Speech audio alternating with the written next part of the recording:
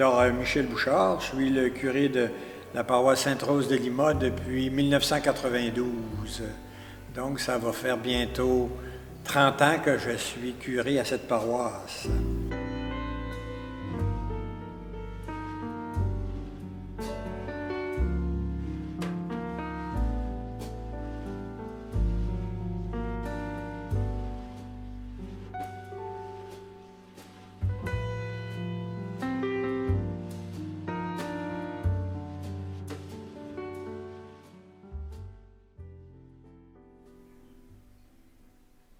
Ici, il y a eu beaucoup de travaux pour...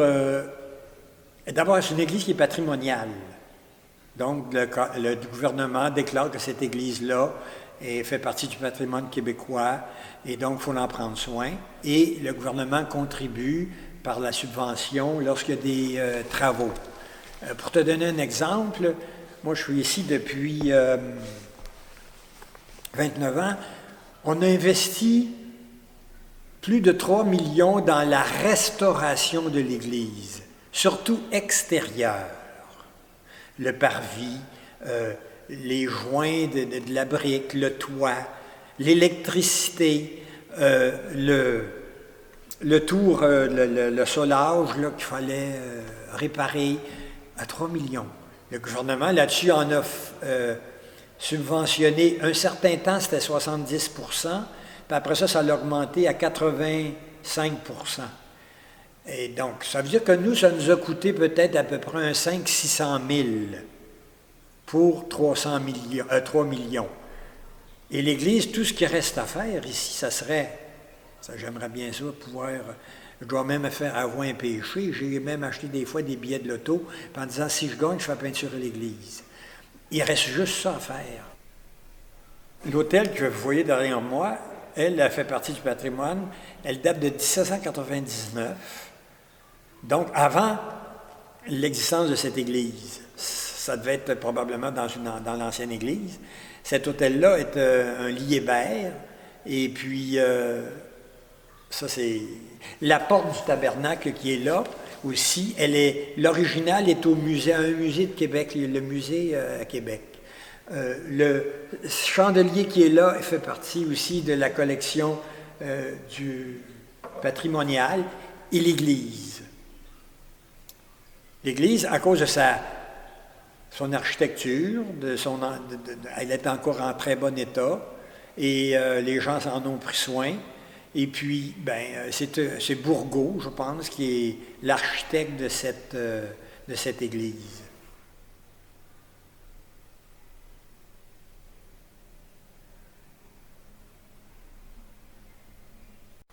Quand je suis arrivé, sur le plan sociologique, c'était une paroisse où c'était francophone et vraiment, c'était blanc. Hein, les gens c'était des blancs. Il n'y avait pas de... Et depuis près de 30 ans maintenant, le milieu s'est transformé. Et agréablement transformé. Parce que, avec l'avenue des gens d'origine étrangère, j'ai fait un sondage il y a peut-être 1 an et demi ou 2, et maintenant il y a 27 nationalités différentes qui vivent dans la paroisse. Des gens d'Afrique, des gens d'Amérique latine, des gens un peu d'Asie, du Moyen-Orient. Et ça fait une richesse culturelle extraordinaire. Puis ça revitalise, dans le fond, notre propre Église locale, avec tout ce mélange de cultures. Tous ces gens-là parlent français, bien qu'il y en a qui l'apprennent encore, mais surtout ceux des pays plus anglophones ou espagnols. Mais c'est un milieu extraordinaire, ça l'a enrichi la paroisse. Les jeunes, évidemment, il y en a eu beaucoup. Je donne un exemple. Quand, en 2004, la pastorale scolaire la catéchèse, la pastorale scolaire, a cessé d'exister. Et donc, tout a été rapatrié par la paroisse. Au début, on avait donc des parcours pour les enfants du primaire. On a commencé avec 80 enfants, ça a monté jusqu'à 800 enfants par année pour faire de la catéchèse. Maintenant, ça a pris une courbe descendante, la population vieillissante, les enfants grandissent, etc. Donc, c'est plus du primaire, c'est du secondaire, c'est du cégep, c'est l'université. mais on est encore quand même avec une population, alors que maintenant il n'y a plus rien dans les écoles sur le plan pastoral, eh bien ici encore 150 enfants environ du primaire qui fréquentent les parcours catéchétiques, et pour le moment ça se fait via Internet, le Zoom ou Team, quelque chose comme ça, là.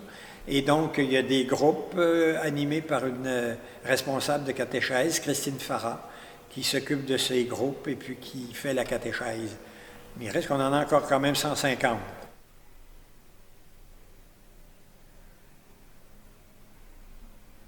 Mais on a évolué quand même. Faut arrêter. Le problème dans notre société, puis je pense que c'est le problème un peu des Québécois, on juge l'Église on juge le passé de l'Église avec les yeux du présent. C'est sûr qu'il y a des choses qui n'ont plus d'affaires là. Mais ça a évolué, ça a changé. Tu sais, je donne un exemple bien bête, là.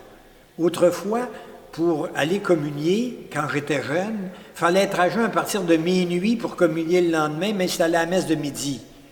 Ben, moi, j'ai déjà tombé sans connaissance, parce que je n'avais pas mangé. C'est une loi qui était ridicule jusqu'à un certain point, là. Tu sais? Mais ça n'existe plus non plus. Il y a des choses comme ça qui sont obsolètes, puis qu'il faut changer. Mais il y a des choses qui changent actuellement, et avec le pape François, avec le Jean-Paul II, le pape François, il y a beaucoup de choses qui ont changé. Mais les gens sont encore poignés avec l'Église d'autrefois. Mais si on arrêtait de fréquenter l'Église, c'est sûr qu'on a encore les schèmes d'autrefois, puis on a oublié que ça allait évoluer. Tu sais, l'Assemblée des évêques du Québec, ici, pendant des années, a mis l'accent sur une présence féminine, la place de la femme dans l'Église. Moi, je vais à Rome en 92, et on se fait dire que les évêques du Québec étaient fatigants avec cette intervention-là, dans le sens là, de vouloir faire de la place à la femme. Et c'était comme trop progressiste pour ceux qui étaient à Rome. C'était comme achalant. Ben oui, mais au Québec, s'il n'y avait pas eu les femmes dans l'Église, là, ça ferait longtemps qu'elle serait encore bien plus mal foutue. J'ai déjà dit dans une homélie une fois, si vous voulez que ça change, mesdames, dans l'Église, avoir plus de place, arrêtez de venir. Ben, tu vas vider l'Église. Tu vas avoir quelques hommes, puis moins de femmes. Non, c'était un peu avec humour que j'avais dit ça. Mais s'il n'y avait pas de femmes dans l'Église, non. Très souvent, on regarde, et puis c'est souvent la mère de famille qui est le cœur de la foi de la famille. Hein? C'est ça la réalité. Nous, ici à Sainte-Rose, on est sensible à Développement et Paix.